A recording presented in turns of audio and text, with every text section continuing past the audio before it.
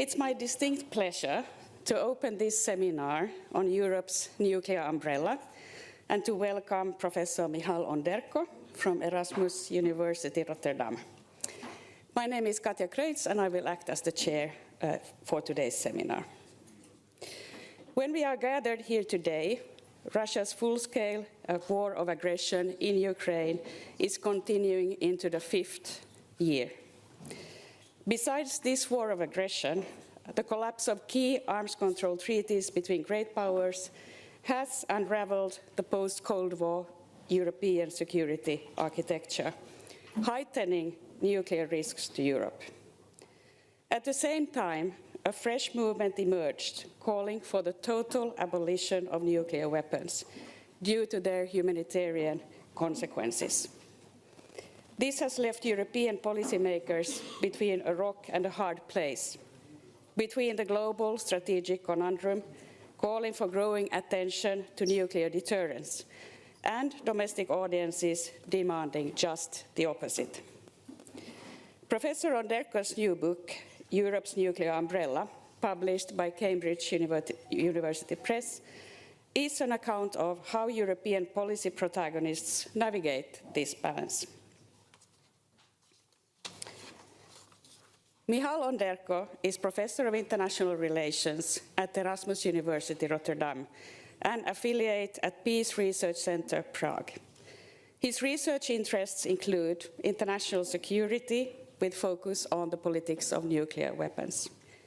He received his PhD from Vrije Universiteit Amsterdam, and he has held academic positions at the European University Institute, Columbia University, Stanford, and Waseda. After Professor Onderco's presentation, we will hear comments from my colleague Matti Pesu. Pesu is a senior research fellow in the research program on Finland and Northern European security at the Finnish Institute of International Affairs. He has led multiple research projects analyzing Finland's security policy and NATO policy. I will also take this opportunity to remind the audience that this seminar will be recorded. And now it's my turn to give the floor to Professor Onderco. Please, Michal. As I'm adjusting my desk, I would like to thank FIA for inviting me here today, and I would like to thank Dr. Kreutz for her very kind words and introduction.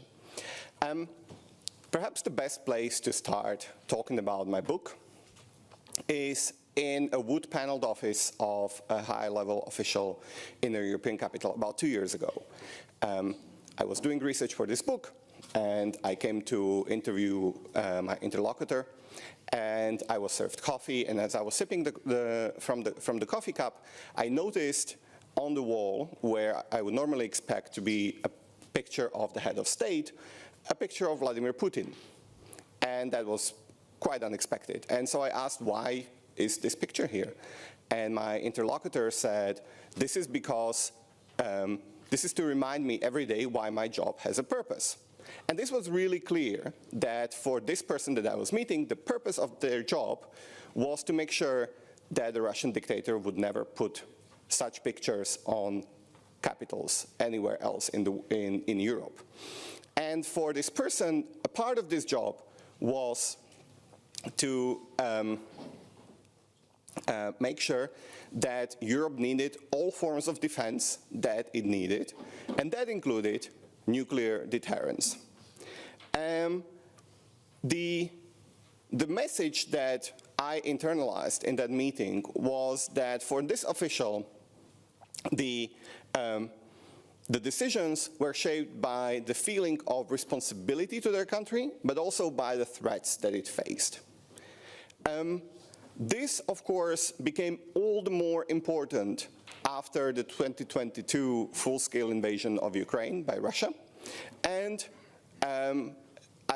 which I didn't know at the time, became even more important after Donald Trump's return to the White House in a year and a little bit ago in 2025. We are at this moment in a moment where Europe's threat assessment is profoundly shaped by Russia's imperial turn by its war in Ukraine, and which in turn reshapes completely the threat assessment in a number of European countries. At the same time, what we see coming from the United States is a criticism of the allies, that they are delinquent because they're not spending enough on defense. This is less of a problem in Finland, and it's less of a problem in the Netherlands where I work, but it is a feeling which is very urgently felt in a number of European countries. There are there are remarks about Greenland, which leave many European allies honestly perplexed. But there is also a certain friendliness towards Vladimir Putin, which we see from the White House, and we see doubts about the ongoing American support for Ukraine. And so this in turn leads into anxiety about the level of reliability that Europe can enjoy from the United States, about the reliability on the defense commitments which the United States has been providing. And this is where my book comes in, because my book essentially looks at the most sensitive and in some ways the most crucial element of the American nuclear commitment to Europe, which is the element of nuclear deterrence. American nuclear weapons have been in Europe since 1950s, and they are a key element of American assurance to European allies that if worse come to pass, the US will be here to defend European countries, including with the most terrible weapons. My book provides a study across 5 European countries, Belgium, Germany, Netherlands, Italy, and Turkey, covering period from 2010 until 2024, and it essentially tries to answer a very core question at the political dynamic around American nuclear umbrella in Europe, which is how do policymakers balance, on one hand, this feeling that there is a certain political responsibility to keep their country safe, and this feeling that as policymakers in democratic countries, you should be responsive to the broad public, which has, for a vast majority of the 70 years since the American nuclear weapons have been in Europe, been overwhelmingly negative and opposing American nuclear umbrella. Because this is not a mystery novel, I'll tell you what my core argument is, which is that democracies face these pressures from below, and that pressure comes from political parties, from public opinion, from civil society. At the same time, in high-level security topics, which are not terribly salient for the broad political discussions. I hope nobody of you is having a discussion about nuclear weapons at their dinner table. If yes, then you probably live with me, and I'm sorry I didn't see you. If you're nobody's having these discussions at the dinner table, and therefore the political salience is lower. And that, combined with the fact that this is a policy which no country is adopting alone, but it's adopted in the context of an alliance, and is not really meant to address short-term interests, but it addresses long-term state interests, leads to very distinct pressures that tie into the feelings of responsibility towards one country. And nuclear sharing and American nuclear umbrella is mostly tied to this responsibility logic rather than the reliability logic. As I will say towards the end of my talk, this doesn't mean that the policymakers can ignore totally public opinion. And we see repeatedly steps where policymakers actually do small symbolic steps to address the public pressure, and I will talk about that towards the end of my talk. In my book, I look at 3 main sources of pressure on public opinion from below. The most obvious one is, of course, the public opinion. And if you look, as I mentioned, for most of the history of nuclear sharing, the public has been broadly opposed to it. Citizens generally don't trust that their governments will do, for instance, the right thing on nuclear disarmament, but they generally don't trust the public overall. Another thing which my research has shown is that the publics generally don't know a lot about this. If you purchase the book, you can find one of the figures in the chapter 3, where I ask people very simple 9 questions about their knowledge about NATO as an alliance and about the role of nuclear weapons within NATO. And in most of the countries that I studied, less than majority of people can get more than 4 points on that survey. So people generally don't know a lot about this topic. They do have certain views and they have very often gut feelings, but they are not rooted in deep knowledge about the policy. This historical pattern has changed after 2022. And what we see now is a growing public support for maintaining the nuclear umbrella. This doesn't mean that there is a public support for expanding the umbrella. There is no public support for nuclear proliferation, but there is a solid public support for keeping the umbrella, because the public now feels that the nuclear umbrella provides deterrent value. And actually, increasingly so, Europeans are more willing to think that if need be, it might be legitimate to even use these weapons. We see an increase from low 10s to low 30s in the level of public support for a use of nuclear weapon in crisis situations.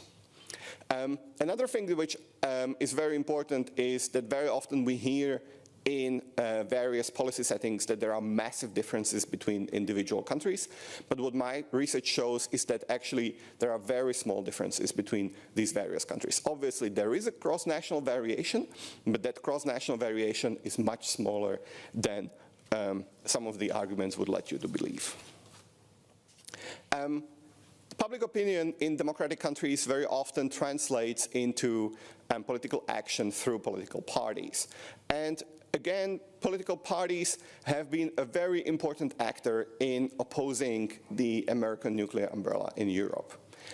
What I show in my book is that the left-wing parties have been consistently opposed to them, and central left-wing parties, so parties like Social Democrats in Germany or Labour Party in the Netherlands, have been internally split over this issue.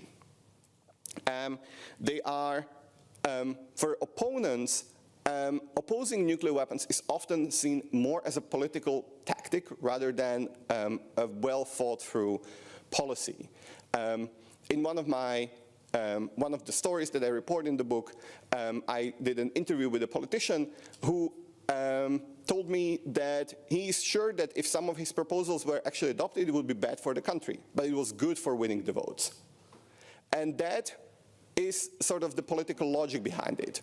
It's good for the votes because it's good for because the voters want this, but people not always want their policies to actually be implemented.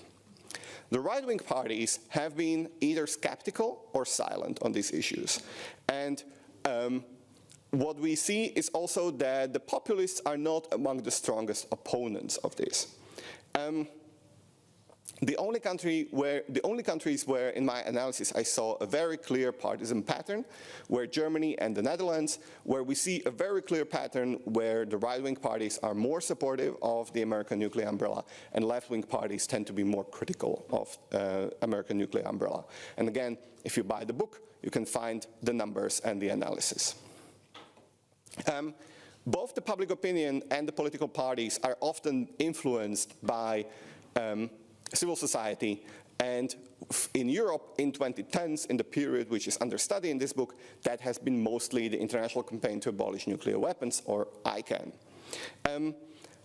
This is a part of the broader humanitarian disarmament movement, which has led to emergence of new actors.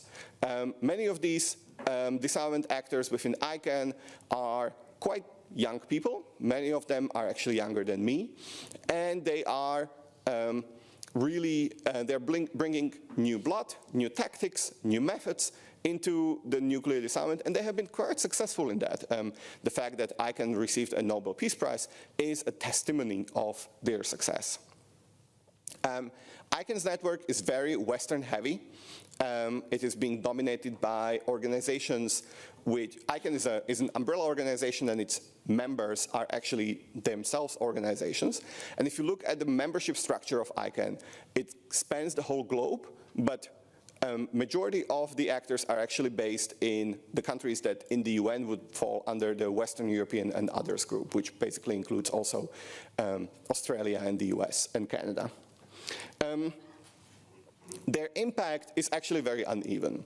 In Italy, for instance, there is very strong local impact, so there is a very strong local uptake, but national uptake is very limited. In the Netherlands, it's other way around. Local uptake is very limited, but on the national level, ICANN was able to translate its very good contacts with policymakers into concrete resolutions which were discussed in the parliament in support of their mission. One of the key elements how ICANN tried to sort of get their message at the local level are the so-called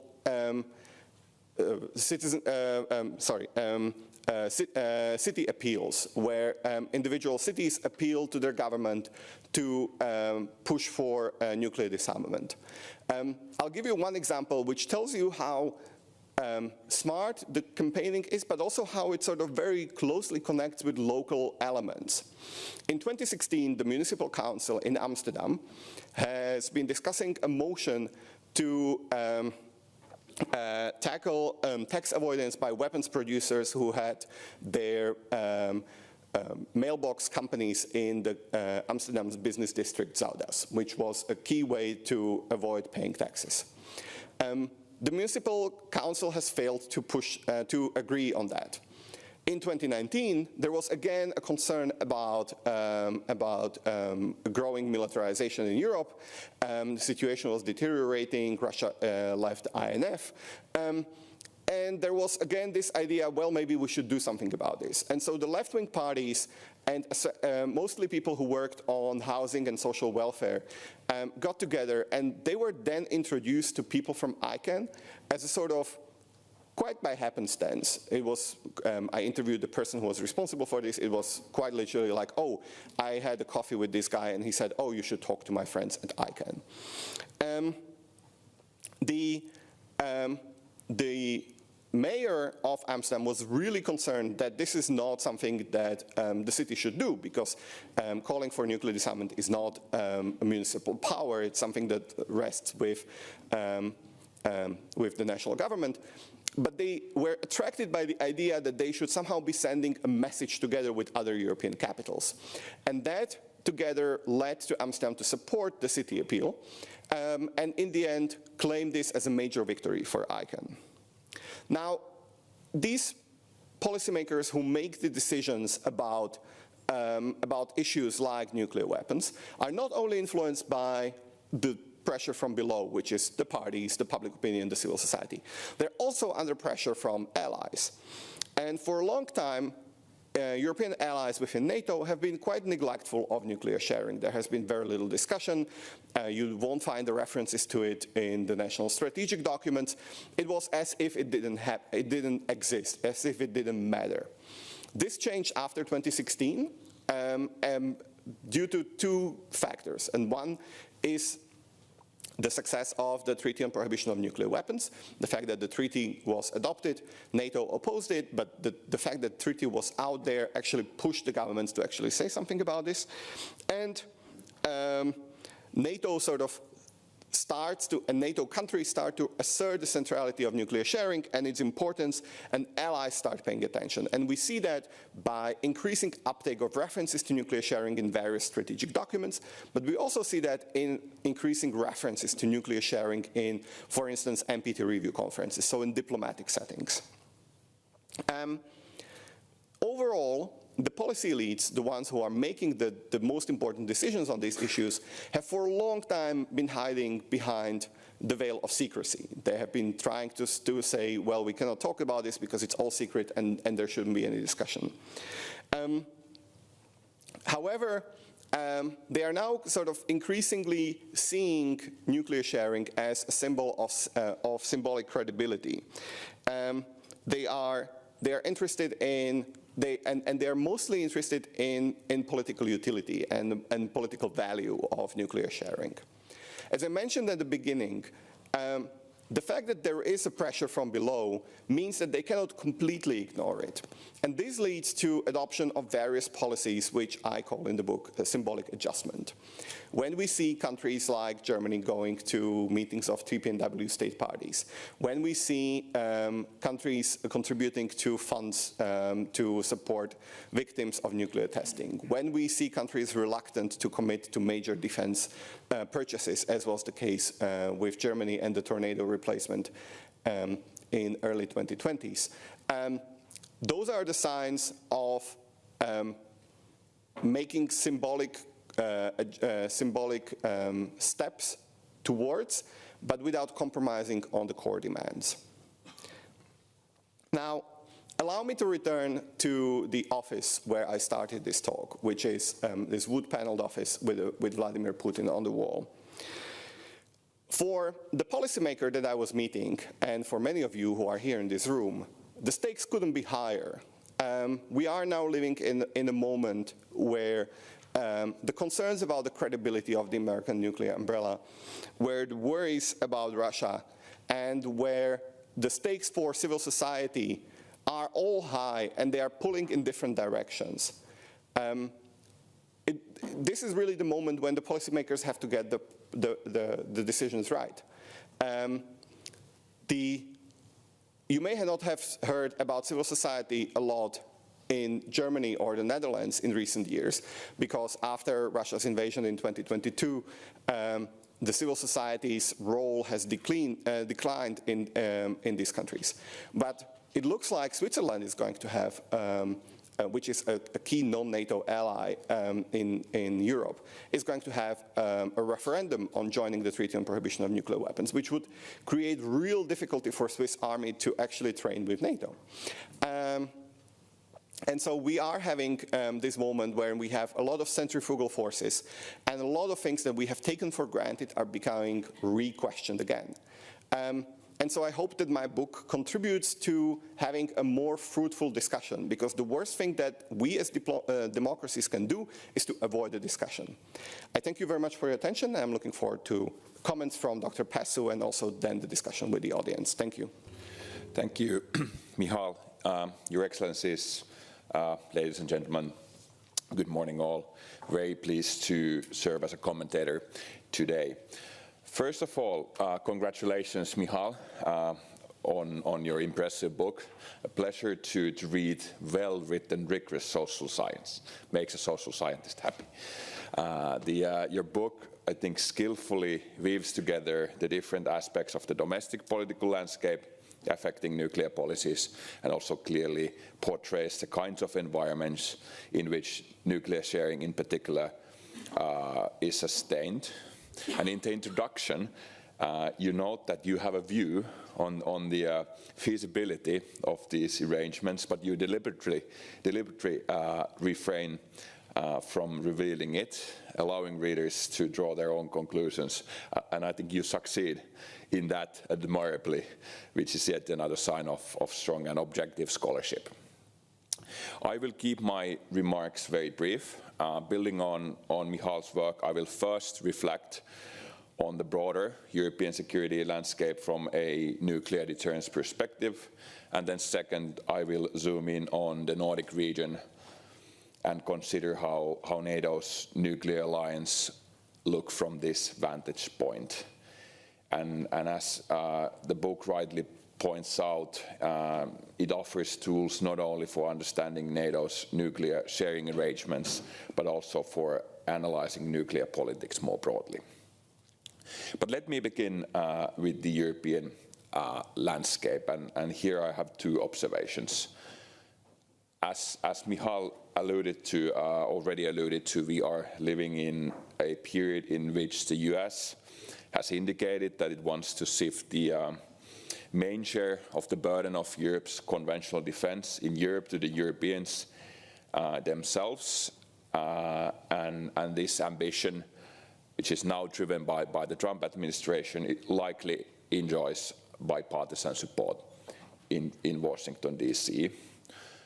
However, trust issues aside, the Trump administration has also signaled that the US extended nuclear deterrence will continue.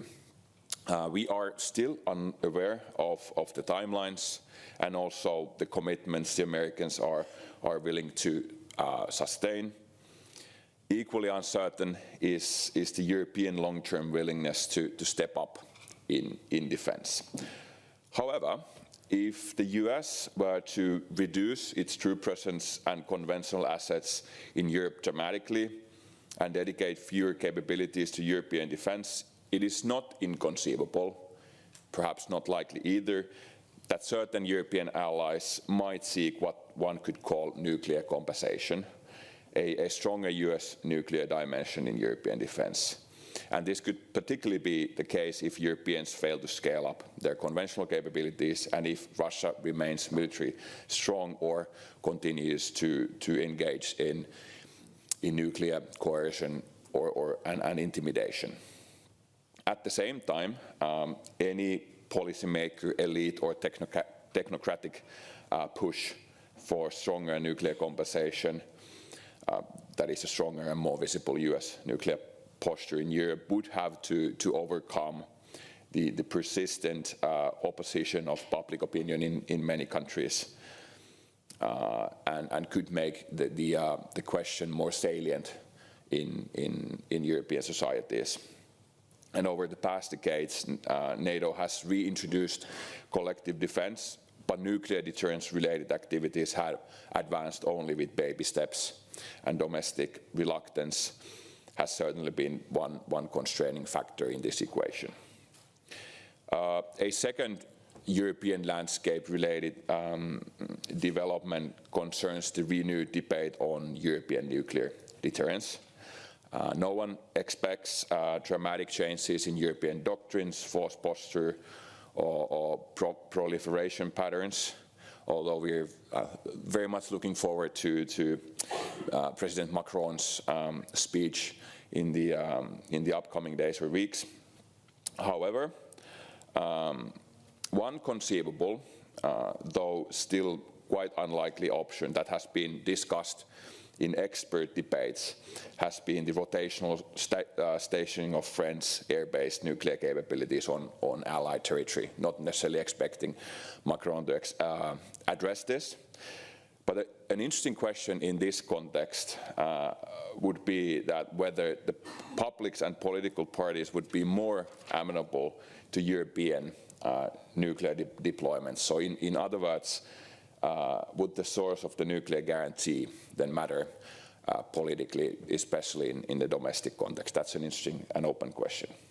But let me now turn to the Nordic region and to Finland in particular, in light of the arguments presented in Michal's book.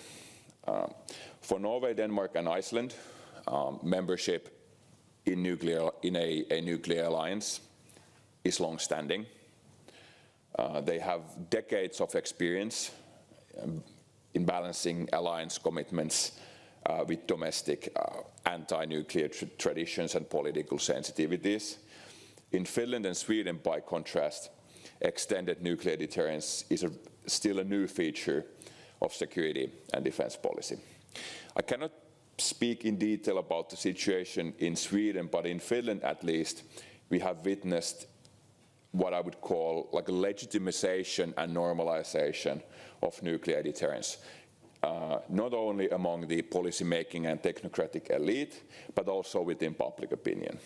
And there is interesting data available that indicates about this process. So according to a 2025 survey conducted by a University of Helsinki-led research project, 52% of Finns actually supported Finland's participation in NATO's nuclear exercises, and also 57% believed that European nuclear deterrence should be reinforced. This rather allowing figures notwithstanding, there are also clear limits in the Finnish and broader Nordic context. For example, a majority of Finns oppose the stationing of nuclear weapons on Finnish territory. And as many of you know, the current Finnish legislation prohibits stationing of nuclear explosives on Finland's soil. There have been some politicians saying that the law should be amended, but particularly parties on the left have been very keen and adamant to maintain existing legislation. And the government that is currently amending the big nuclear energy legislation, of which the prohibition is part of, has not, according to my analysis, wished to disturb the practical consensus on Finland's NATO policy by revisiting the nuclear weapons stationing ban in the Nuclear Energy Act. So one could therefore argue that while public opinion allows for Finland's participation in conventional support elements of NATO's nuclear mission, such as NATO's nuclear exercises, it does not extend to the theoretical idea of permanent nuclear deployments on Finland's soil. And it has, at least for the time being, constrained decisions that the security elites would perhaps have preferred. Let me conclude with one small but telling Nordic anecdote to this question of conventional support and participation in nuclear exercises. So last autumn, Finland, Sweden, Norway and Denmark all announced, likely in coordination, that they would participate in NATO's annual nuclear weapons exercise, Steadfast Noon. And this not only signaled increasing and very desirable Nordic coordination in nuclear matters, but also it signaled like a degree of transparency regarding nuclear deterrence issues. And this is something that Michal rightly underscores in the concluding chapter of his excellent book. And I think it is also something that other allies could take note of. But I will stop here, and I'm sure the audience will have many questions about Michal's outstanding work. Thank you so much.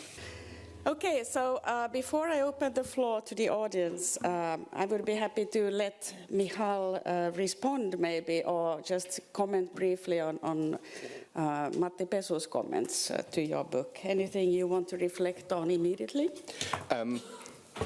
I would like to thank Dr. Pesu for his very kind remarks and for reading my book. I'm very heartened to, very often, when I was publishing the book, those of you who are in academia, you may know that academic publishing is not a sprint, it's a marathon, it takes forever. My publisher was very keen on getting this book out as soon as possible, which meant it took only a year to actually get it out. And for me, one of the big concerns was, is the world not changing faster than my book is being put out? And so in that sense, I'm very heartened to see that the dynamics that I describe in my book are actually playing out today in Finland. And so it sort of speaks to the lasting value of this dynamic between the public pressure and the concerns and the government feeling of being responsible for the more long-term solutions. I think Dr. Pesu very kindly noticed various initiatives and dynamics which are currently happening in Europe. And I think one of the key elements to realize there is that there is a lot of these national debates that have been related mostly to American nuclear umbrella are replaying in this setting as well. We may not see them always on the front page of the news, but we do notice the patterns all the time. And so I think in that sense it might be more of the same. To answer one question which was asked about whether the publics would be more amenable to European nuclear deployments. Together with my co-authors, we did a study which was published earlier this year, on where we try to find out what is it that actually people don't like about the American nuclear weapons being stationed in Europe. And we found out that there are two elements which sort of are playing along. And one is the foreign ownership, so the fact that these are, if you make people very explicitly aware that these are foreign weapons that are being stationed on your territory and your government doesn't have a control over them, it tends to annoy people, some people. And the second thing is there are some people who don't think that if you make people aware that these weapons might be used, especially against Russia, that decreases some of the support. Because there are still people, and this might sound very odd in Finland, but there are, in Western Europe, there are still some people who don't see Russia as a threat, who might see Russia as the symbol of traditional nationalist, conservative values. You probably know the narrative. And so for these people, Russia is not seen as a legitimate threat. We did a study where we sort of tried to hide from people who owns these weapons, and we also tried to sort of give them scenarios that use different targets than Russia. And one of the things that you see is that the opposition drops if it's not the foreign ownership and if it's not Russia as a target. And so I think when the question was, are European publics going to be more amenable to foreign ownership, to European deployments? I think the two dynamics will persist. And so I'm afraid that my book will remain relevant. Thank you so much.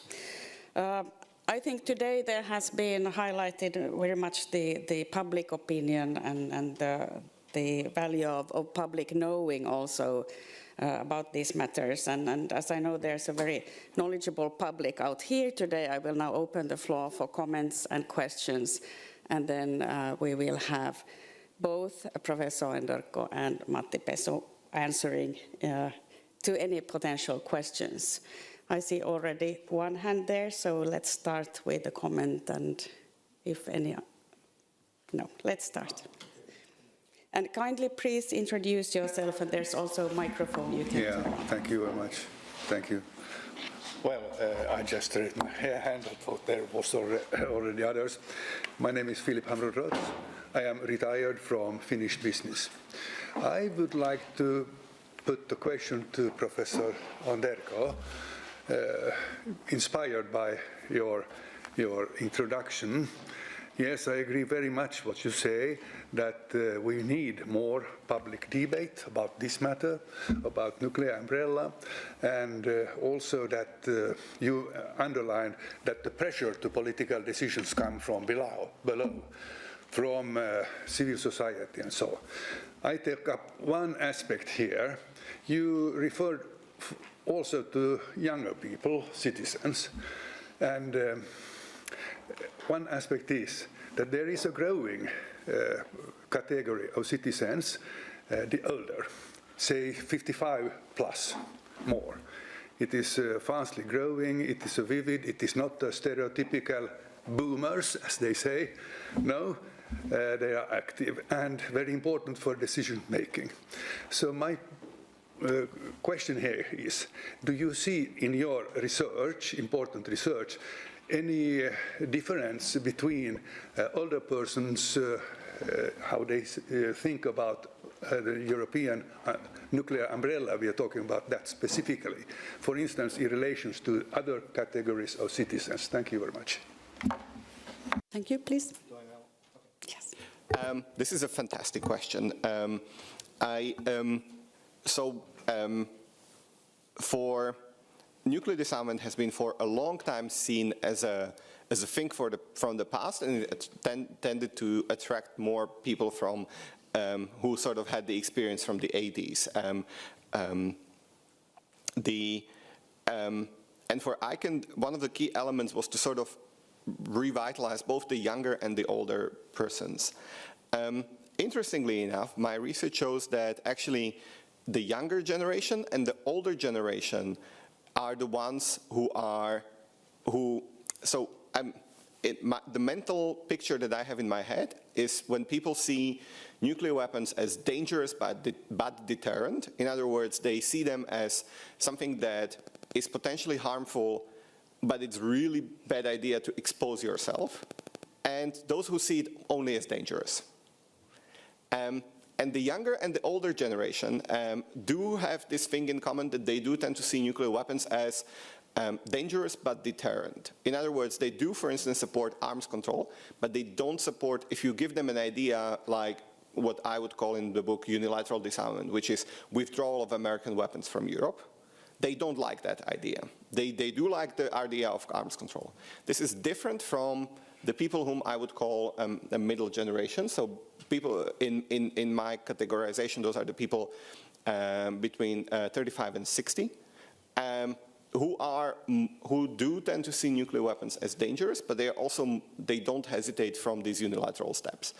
And that might be partially from the fact that a lot of these people from this middle generation, they have been politically socialized in the period of the long peace after the Cold War, the sort of the liberal peace notion, so they are not afraid of the world out there. The older generation remembers the Cold War, so they know that things can get really bad, and the younger generation has been socialized and becoming of age in the last 10 years when we see the Russian aggression in Ukraine, we see increasing number of conflicts in the Middle East. They know that the world can get rough. Thank you.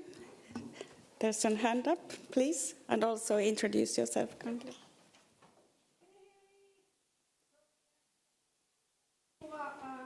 From ICAN Finland, so thank you very much for taking ICAN as an example of civil society.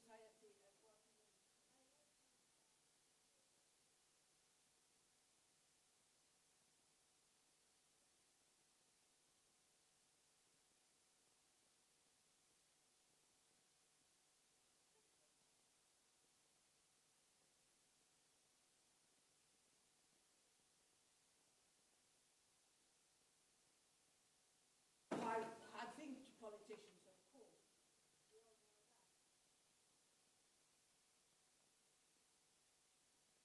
More is that one thing that we lack all the time in the discussion is the humanitarian impacts of nuclear weapons.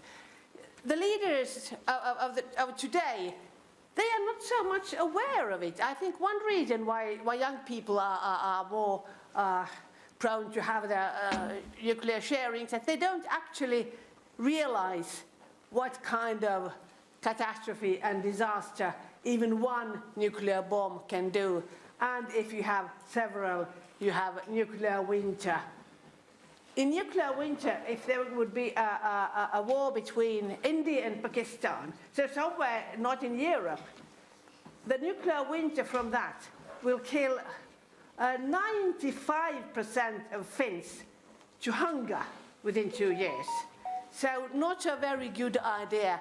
And deterrence is not foolproof, because we have fools who can be doing the decisions.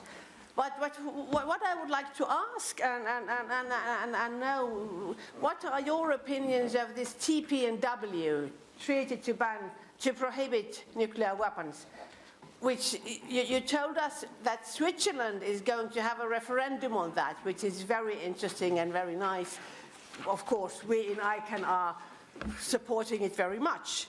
But also I know that in Spain, which is a NATO country, there is a strong movement and political will also that maybe also even Spain might sign the TPNW. And that would, of course, make a very great difference inside NATO. There has been several meetings of TPNW. In the first one, Finland was as an observer. In the last one, Finland was not there. The next meeting of TPNW will be in New York in I think it's November. And I would very much urge and like that Finland would send a delegation to observe that. Australia was there in previous years, Sweden, Germany had been there. And when we joined NATO, and it was discussion that we should join the nuclear planning treaty, planning group in NATO, because we need to now be in the tables where these things are discussed. And I understand that Finland will be there, although also in the core nuclear policy. But then why not go to those tables where people are thinking about abolition nuclear weapons and talking about the humanitarian impact?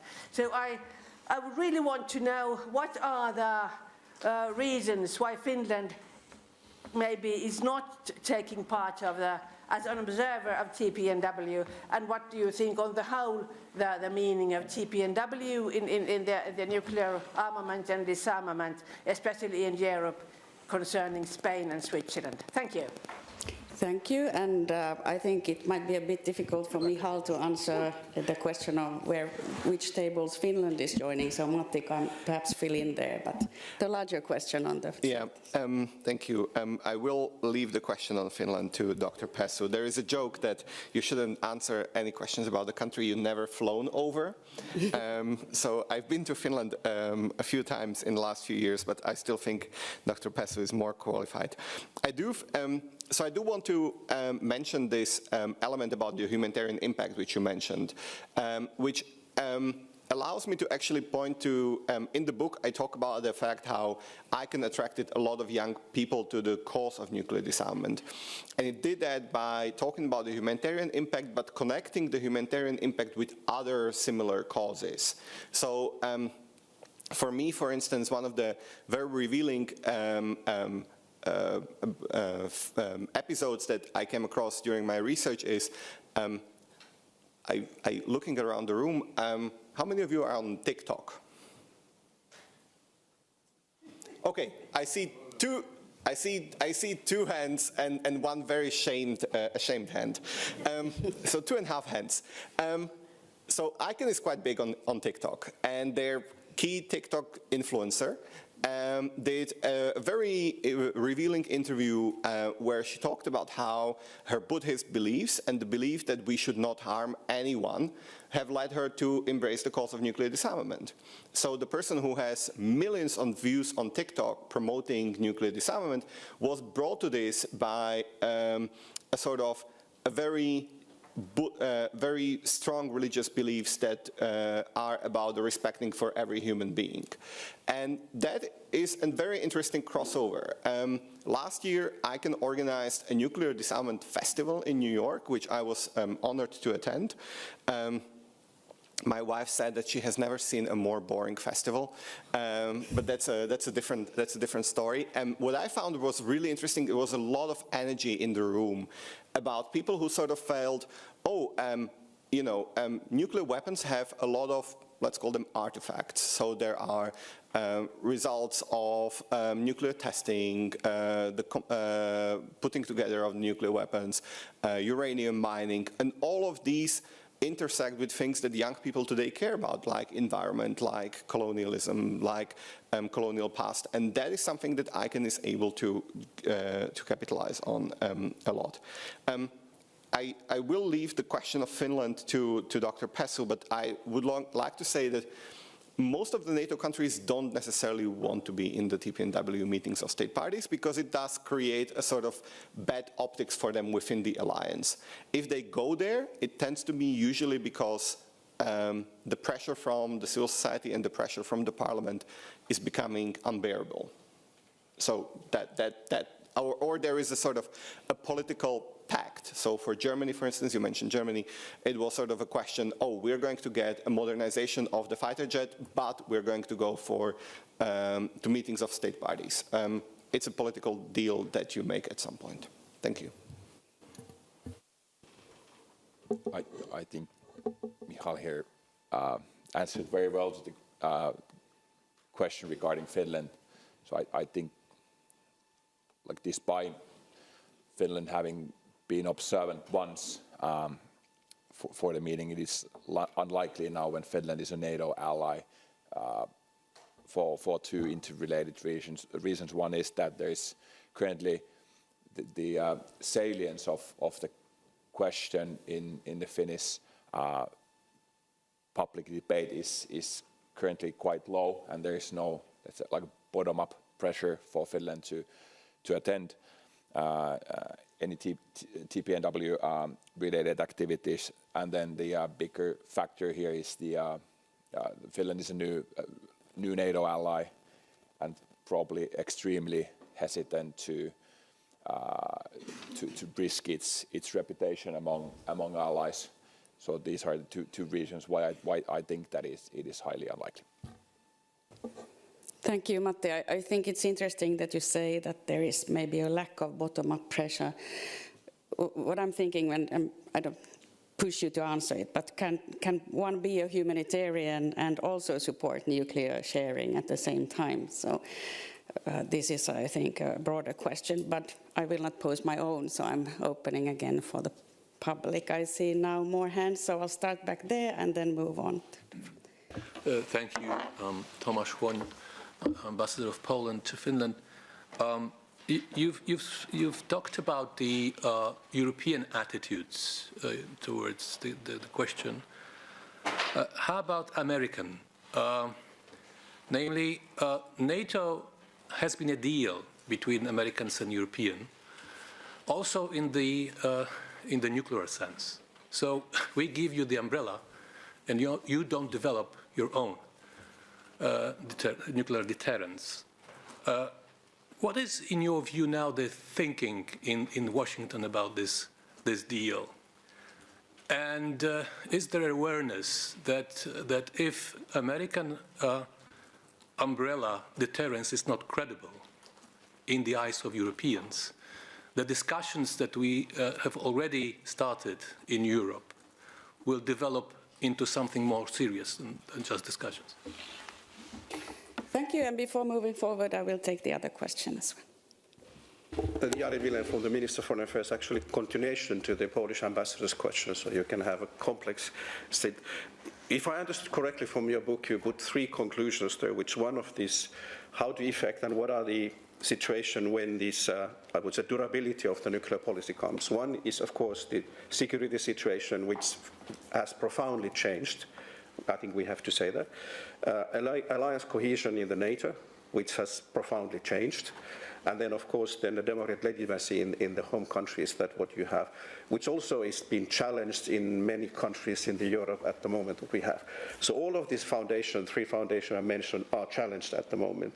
And as I said, you said it's a pity that your publisher pushed you to publish the book in so early, because exactly what the Polish ambassador was asking, particularly what I find missing there is especially trying to analyze the changes what the Trump administration has brought to all of these sequences.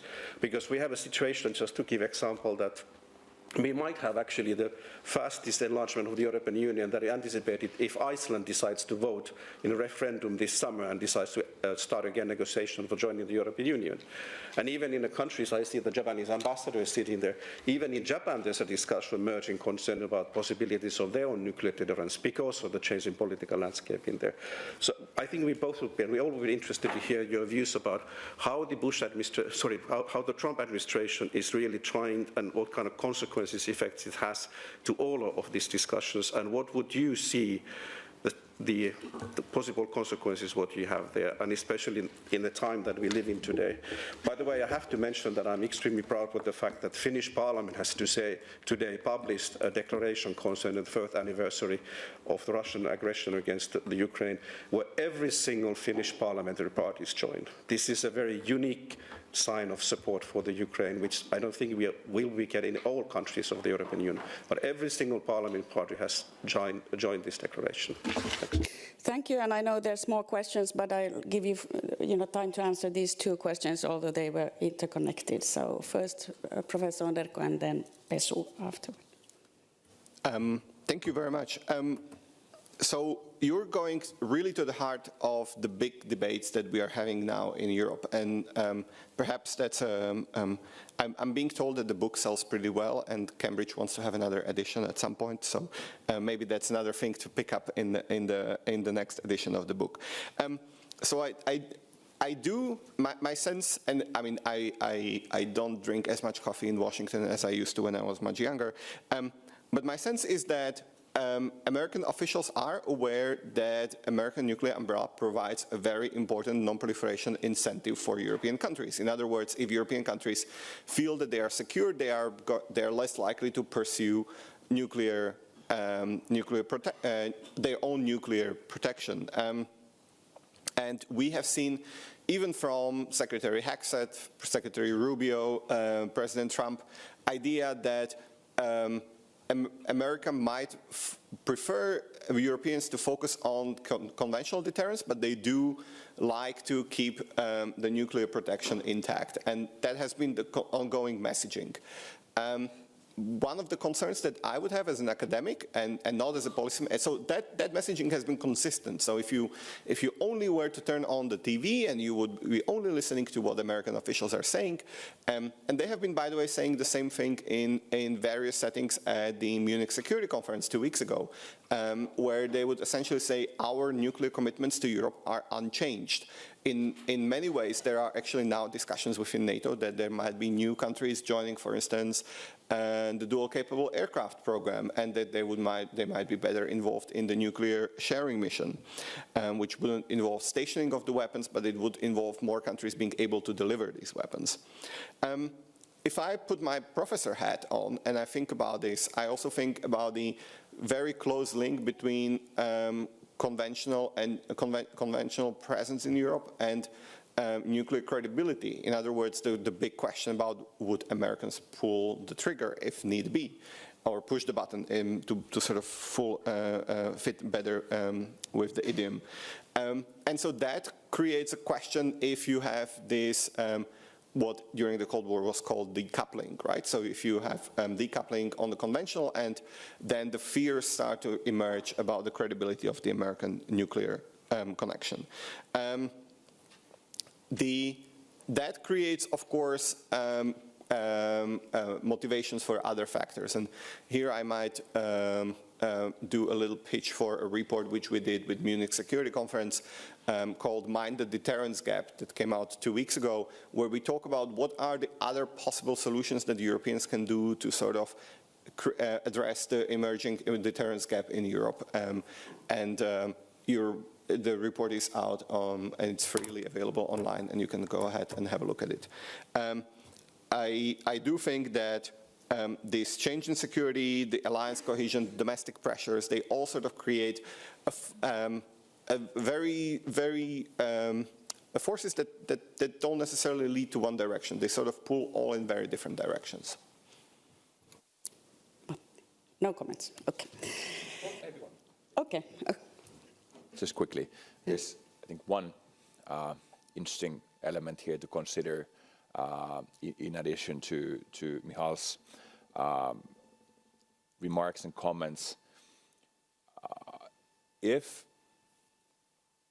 this is like a question that I will leave in there, how would it affect public opinion in different European countries on U.S. conventional presence or on nuclear sharing arrangements if the United States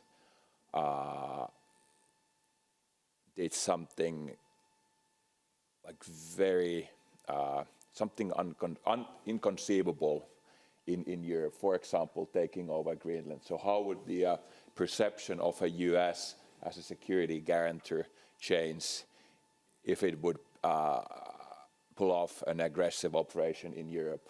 Could that affect public opinion in a way that U.S.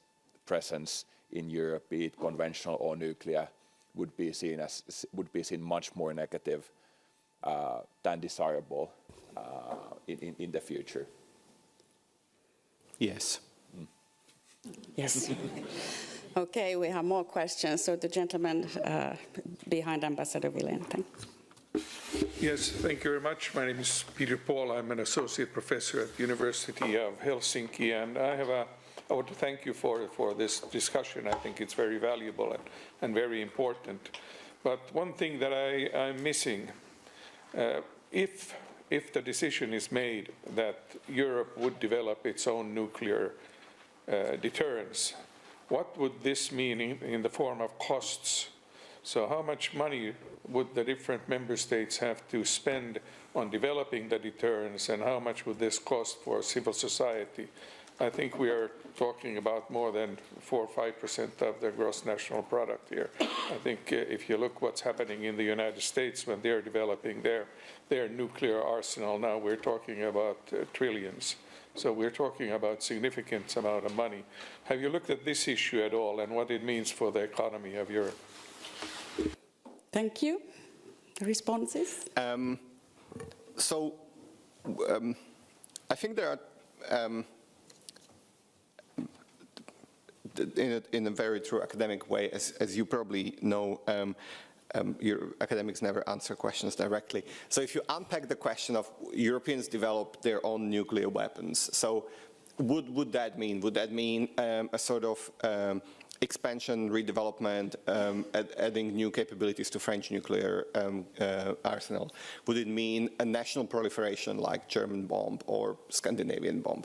Would it mean development of a true European nuclear deterrent where there would be some form of European leadership that would decide about sort of the use of nuclear weapons? There are different scenarios which also lead to different cost estimates.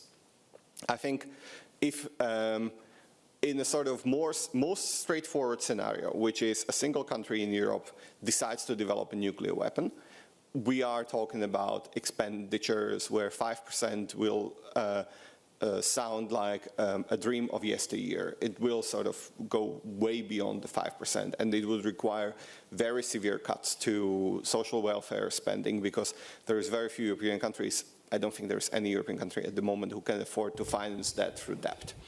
And so the financial cost would be enormous.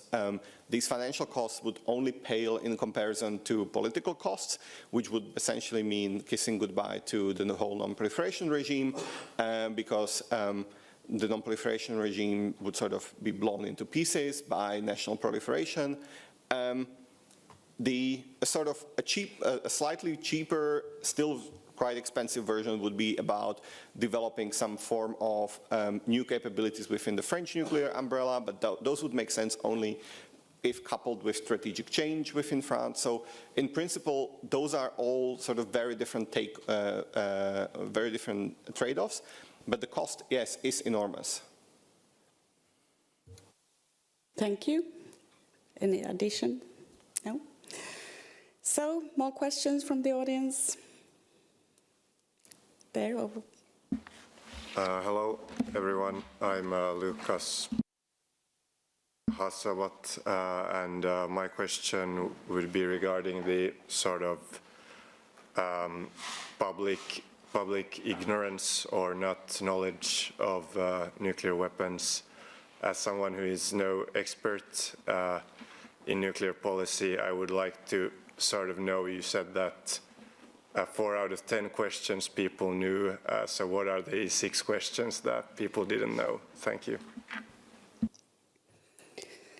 And maybe I will add also here that I was thinking on these questions that do the policymakers really want the public to know, or would it complicate things? Well, and there's another question. Hi, my name is Lieske de Krijg. I'm the Deputy Head of Mission of the Embassy of the Netherlands. Welcome, Professor. Maybe to also add on this, you mentioned indeed that there's not a broad knowledge on nuclear weapons or nuclear deterrence. Is that then also a breeding ground for disinformation? And what is the role of disinformation in this public discourse? Thank you.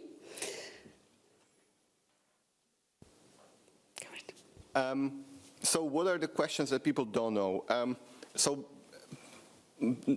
I mean, this of course varies on an individual level, but overall, most of the, and again, this might be different in Finland than in other countries. Many ordinary citizens in European countries, for instance, don't know which countries are members of NATO. So if you present them a list of countries, they are quite likely to pick a country that is not a member of NATO as a member of NATO. In my country, I gave in my survey I gave people a list of countries, and one of them was Russia. And there is a substantive part of population. The exact percentage varies from country to country, but there is a substantive part of population that would pick Russia as a member of NATO. So the awareness about sort of very basic things, the fact that there are American nuclear weapons in Europe, people have a vast. They're very often not aware of this, and if they are aware, that they might not be aware on where they are and so on and so forth. So I think overall the knowledge about the basics is something that is missing. Now to the question that was asked by the Dutch diplomat, I always think that it's better if the public is informed than if the public is not informed. It's always better if citizens know things rather than don't know things. I think it's more complex about how do we get there to actually spread the information. In many countries in Europe, and that includes the Netherlands, for instance, until recently there have been no courses about even deterrence or security. The first time I heard about nuclear weapons was when I was finishing my international law master, and I had a course in international humanitarian law. And we had a textbook, and in the textbook there was a chapter which was called International Humanitarian Law and Nuclear Weapons. And our teacher told us we can skip the chapter because nobody cares about nuclear weapons anymore. And so that was the first time that I learned about nuclear weapons. And so nowadays in the Netherlands there are 2 courses at the master level on nuclear weapons, which is 2 more than there were 3 years ago. And so that tells you about how even at the level of really sort of high level education for masters in international relations, the attention and awareness is just still very limited. And I don't like the term that has been popularized these days in many European countries, which is called the nuclear IQ. I think it's very condescending, but I think there is a good case to be made about sort of having more open and public discussion about these issues. Now, would it be a good thing if the public knows? I think overall leaders should be having honest discussions with their public about the life and death matters. Thank you. And Matti, how do we improve the level of knowledge in Finland? How do we improve the level of knowledge in Finland? I know this has been a process going on for some years, but what have we been doing here to enlighten the audience?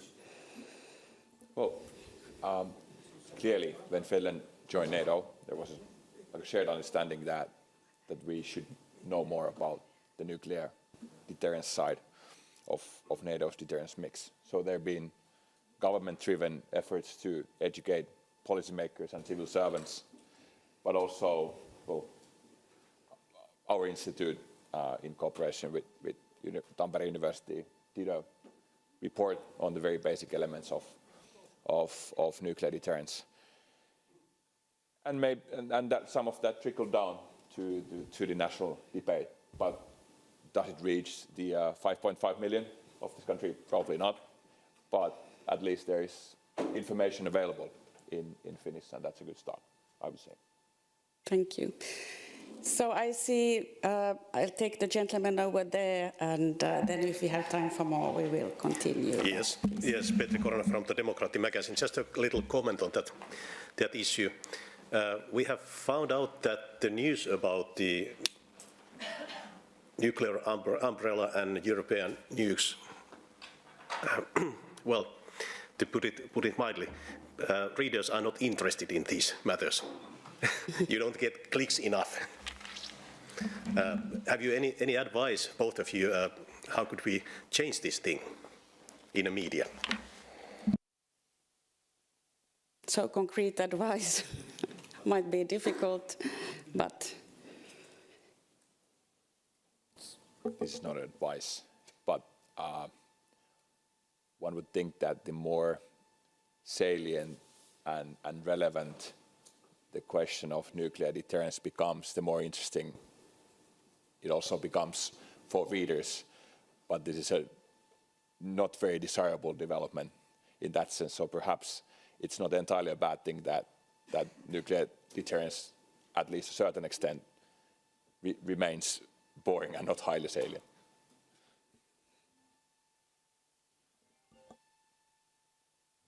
Okay. So one of the things that I